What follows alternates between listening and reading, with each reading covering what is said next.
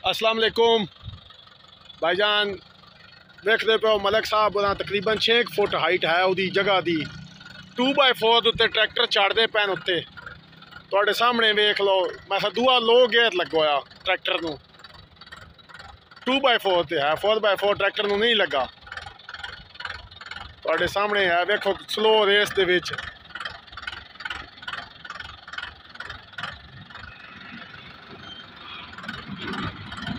हुण 4x4 लग गया जी।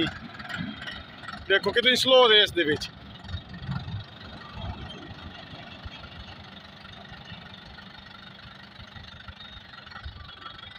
ट्रैक्टर नूं पता ही कोई नहीं।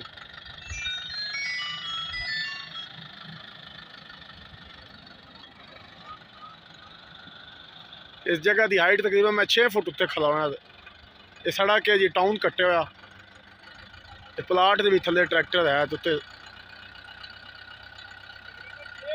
जी 6 फुट हाइट है जी।